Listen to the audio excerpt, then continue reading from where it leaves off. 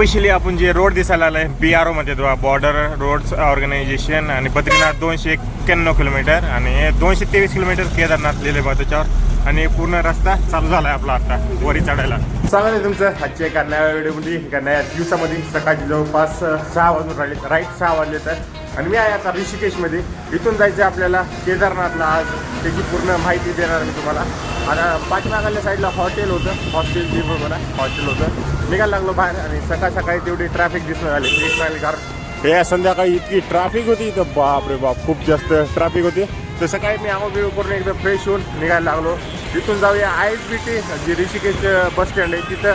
Offline जर तुम्ही online नाही केलं, मी ऑनलाईन नाही केलं, ऑफलाईन जाऊन तिथं रजिस्ट्रेशन करा आणि त्याच्यानंतर मग तुम्ही डायरेक्ट वरी जाऊ शकता हरिद्वारमध्ये आणि ऋषिकेशमध्ये. ऑफलाईन जे रजिस्ट्रेशन आहे तिथं जायला लागलं आणि इथून जवळपास 1 ते 1.5 किलोमीटरचं आहे. जाऊया चला बघूया आपला पूर्ण प्रोसेस काय होते आणि आपल्याला बसनं जायला सोनप्रयागला किती टाईम लागते. मला वाटतं 7 ते 8 घंटे तर लागते जर ट्रॅफिक नसते तर. बाकी सगळेजण वरून सोनप्रयागहूनच यायला लागले खाली.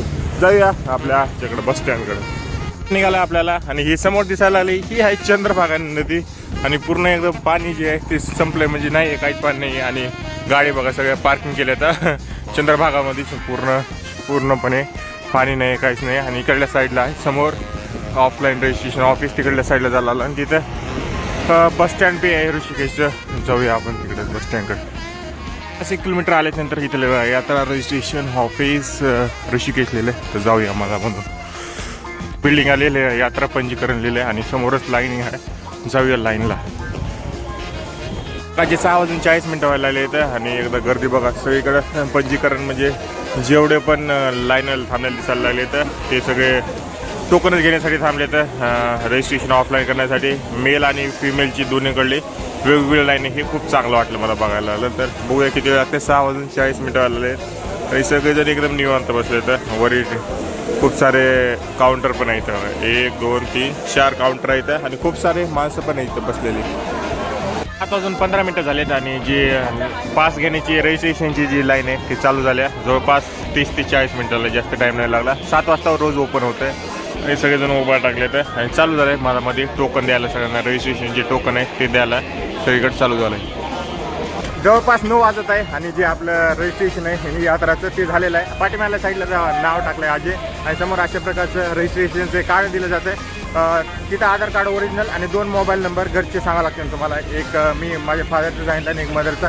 असे 2 मोबाईल नंबर. त्यानंतर तुमचा अंगठा घेतला जातं आहे, फोटो काढला जातं आहे. हे पूर्णपणे अशी काही प्रोसेस होती इथं. जवळपास मी 6:40ला आलो. 7:10ला काउंटर ओपन झाले आणि जवळपास 9 वाजता राईट मला भेटलं. जवळपास 1.5-2 घंटे लागले. आणि मेन म्हणजे इथं खूप जास्त गर्दी. आज मंगळवार आहे, मंगळवारच्या दिवशी एवढी गर्दी आहे. रविवारी आणि शनिवारी तर बघायचंच काम नाही. तरी 1.5-2 घंटे लागले. तर जाऊया आपण तिथं बाहेर.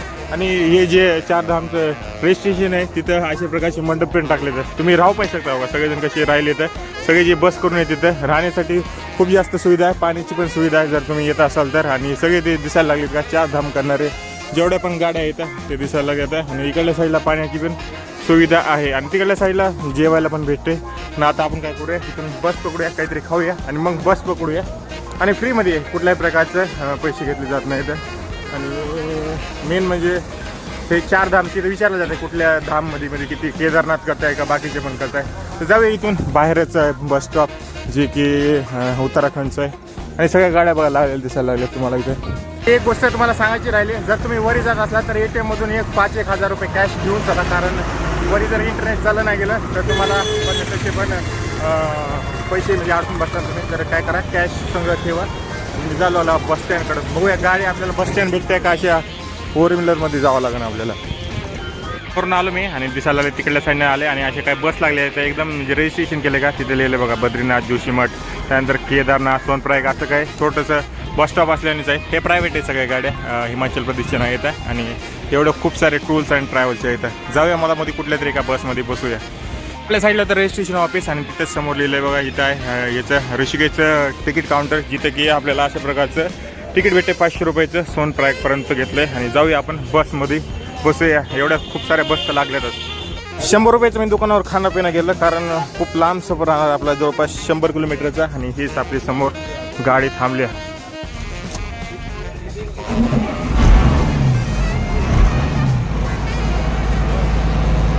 अजून 15 मिनटं झालीत आणि आपल्या ड्रायव्हरनं गाडी चालू केल्या. बस स्टॉपमधून निघायला लागले. बघूया आपल्याला किती टाईम लागतंय प्रयागराज म्हणाला केदारनाथला पोहोचायला. गाडी निघाल्याने ऊन खूप जास्त कडक पडलंय.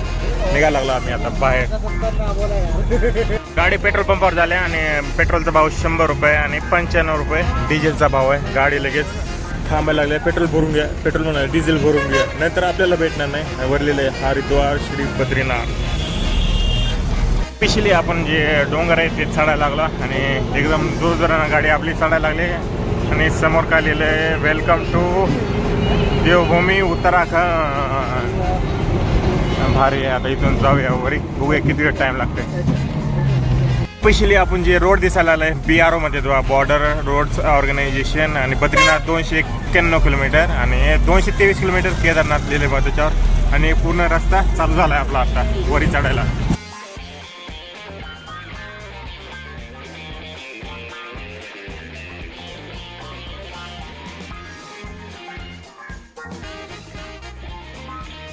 समोर तुम्हाला टावर दिसायला का, ते आहे बंजी जम्पिंग. जिथून की वरून खाली 100 किती मीटर दिसायला, 117 मीटर लिहिले बा. तिथं बंजी जम्पिंग लिहिले, जी की ऋषिकेशमध्ये केली जाते. थांबली आपली गाडी. जवळपास 1:15 वाजायला लागले तर. आणि मेन म्हणजे आधी थोडासा रस्ता क्रॉस करूया. 12:30 1:15 वाजायला लागले तर. मेन म्हणजे जवळपास 2 घंटे झाले. 10:30 वाजता निघाली आपली गाडी, जी की ऋषिकेशमधून आहे. आणि 3 धारा या गावाचं नाव आहे. 3 धारापासून थोडंसं आधी चालू जातं. 3 धारा या गावापासून जवळपास पाठीमागायला साईडला हॉटेल आहे. त्या हॉटेलवर थांबेल दुपारीचं जेवण करायला.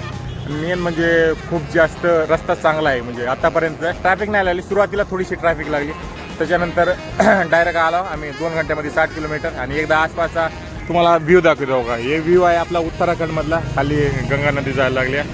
झूम करून दाखवतो. लय लांब आहे पण तसं बघायला गेलं. आणि पूर्ण असे रस्ते म्हणजे पूर्ण डोंगरामधून असं क्रॉस गेलं. आता तिकडल्या साईडनं आम्ही वरून आला.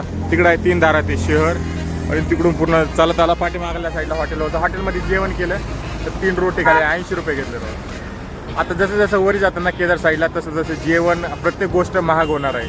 मी तर असं ऐकलं की 80 रुपयाला एक पाण्याची बॉटल देतात वरी. बघूया आपण सध्या तरी टाईमवर समजा मला वाटतं 30 किलोमीटर बघूया. आणि समोर ड्रायव्हर म्हणते थोडंसं अजून म्हणजे खतरनाक रस्ता येणार आहे. हे तुम्हाला व्हिडिओमध्ये दाखवलं. हे आहे उत्तराखंड परिवहन निगमची. म्हणजे आपल्याकडे कसं बस असते महामंडळाची, तशी ही बस आहे निळ्या आणि पांढऱ्या कलरची. आणि खूप सारे गाडीवाले पण दिसायला येते जे जायला लागले ते केदारनाथला.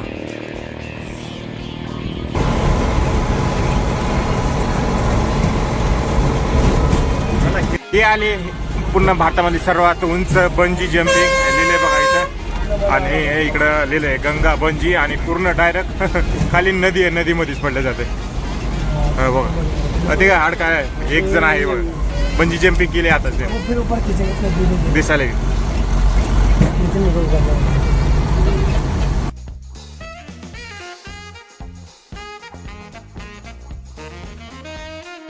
आता आली श्रीनगरला, जे की ऋषिकेशच्या नंतर सगळ्यात मोठं शहर आहे. आणि गाडी बघा ॲक्सिडेंट झाला वाटतं, आताच ठोकलेलं दिसायला. टोई करून घेऊन जायला लागले. आणि खूप साऱ्या गाडीचं ॲक्सिडेंट झालेलं बघितलं. खूप साऱ्या गाडीचं ॲक्सिडेंट बघितलं. माझ्यामध्ये व्हिडिओ काही काढले नाही, काय पोतं येते. तरी सगळ्यात मोठं शहर आहे श्रीनगर, जे की ऋषिकेशच्या नंतर येते. आणि सगळीकडं म्हणजे असं नॉर्मल शहरासारखंच आहे. डोंगरामध्ये नाही हे राहिले डोंगर. आणि एकदम प्लेन जागेवर आहे. जवळपास 4 वाजायला लागलेत आणि पाऊस चालू झालाय.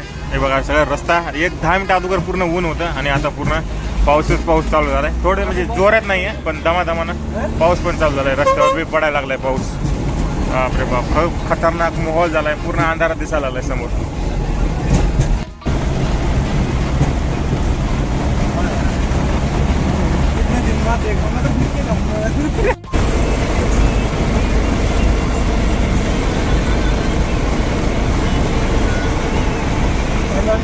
जवळपास 4:15-16 झाले तर. आणि एकदा तुम्हाला आसपासचा एकदम नजारा दाखवतो. हे दिसायला लागले. हे आहे गावाचं नाव काय मला लक्षात नाही. आणि आपण चहाचं जे टी पॉईंट आहे ते घ्यायला लागलं. आणि इथे थांबले जण सगळेजण बघा लिहिले जय काली. सगळेजण चहा म्हणून लागले. जवळपास 4-4:15 वाजले. आणि पाऊस जवळपास 10 मिनिटं अगोदर काहीच पाऊस चालू नव्हता. 10 मिनिटानंतर आता डायरेक्ट पाऊस चालू झाला. आणि एकदम वातावरण आहे ते एकदम कसलं भारी व्हायला लागलं, म्हणजे पूर्ण चारीकडून पाऊस पडायला लागला. आणि तिकडल्या साईडला गंगाचं कुठल्या अलकनंद आहे वाटतं, तिकडल्या साईडला जायला लागले. आणि इथून जवळपास 70 किलोमीटर राहिले, जास्त नाही राहिले. केदारनाथ, त्याच्या अगोदर रुद्रप्रयागमधून येते, त्याच्यानंतर पुढे समोर जायचं आहे. आणि मौसम इतका खूप जास्त पाऊस चालू होता, पण आता सध्या तरी कमी झाला आहे. बघूया अजून आपल्याला समोर केदारनाथला बर्फ पडायला चालू आहे असं मी ऐकलंय, पण जर आपल्याला बरी बघायला भेटलं तर अजून खूपच जास्त मजा येईल. आता सध्या तरी पाऊस बंद झाला आणि थोडाच पडायला लागलाय. सगळेजण थांबले तर चाय प्यायला लागले तर. आणि मी तर काही चाय पित नाही, त्याच्यामुळे आपला काही नाही, चाय नाही मिळत आहे. चाय प्यायचा विषय येत नाही, कारण चाय मला आवडत पण नाही. तर बघूया अजून गाडीला किती लागते. आपण सकाळी जवळपास 10 वाजता निघालतो, 10-10:30 वाजता निघालतो, 4:30 वाजलेत. आणि इथून अजून 70 किलोमीटर आहे. मला वाटतंय 3 तास लागतील, अजून 3-1 तास लागतात आपल्याला इथून समोर जायला.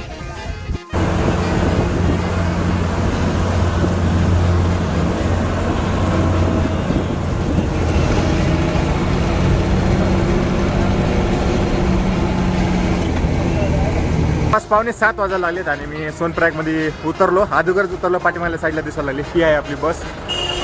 7:30 सकाळी 6:40 मी तिथं होतं.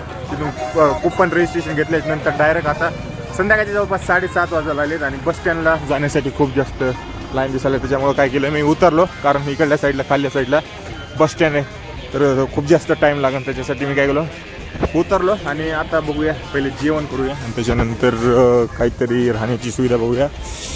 खूप जास्त ट्रॅफिक बघायला लागलं. तिकडल्या साईडला पार्किंगचा एरिया आणि पूर्ण ब्रिज पण आहे इथं. इकडल्या साईडला पण पार्किंग गाड्याचे खूप जास्त लावलेलं दिसायला. संध्याकाळचा टाईम झाला आहे आणि एकदम वरी बघा, वा काय चांगलं वेदर पण खूप जास्त होते, म्हणजे जास्त थंडी पण नाही वाजत आहे आणि गरमी तर काय विषयच नाही. तसं पाऊस नाही पडला आज, चांगली गोष्ट आहे. तिकडं पाऊस पडला, पण इथं पाऊस पडणार ही एक चांगली गोष्ट आहे. जाऊया आता आपण खाली तिकडल्या साईडला सोनप्रयागला. तिकडल्या साईडला थांबली तिथं बस दिसायला, तिथं बस थांबल्या आणि आपण चला जायला आलो आता वापस खाली सोनप्रयागला. जी पार्किंग आहे बस स्टँडची ती तिकडल्या साईडला आहे. समोर गाड्या दिसायल्यात का, त्या गाड्यापासून मी चालत आलो. आणि ही पूर्ण याची सोनप्रयागची पूर्ण बस स्टँडची पार्किंग आहे. इथून खाली झाल्या सगळ्या गाड्या. आणि एकदा पार्किंग बघा ना किती भरले. अरे बापरे, बस दिसायला आहे. जवळपास मला वाटतं 1000 गाड्या त्या असतील आणि कंटिन्यू गाड्या जायला लागल्या. तर पूर्ण एवढी पार्किंग पूर्ण फुल झाले. आणि एवढं काही हे सोनप्रयाग आहे. आणि इकडल्या साईडला अजून वरी समोर गेल्यात अजून पण सोनप्रयाग आहे, पण गाडी बघा सगळ्या भरायला. तर जाऊया आपण काय करूया, इकडल्या साईडला नाही वरी सोनप्रयागकडे जाऊया.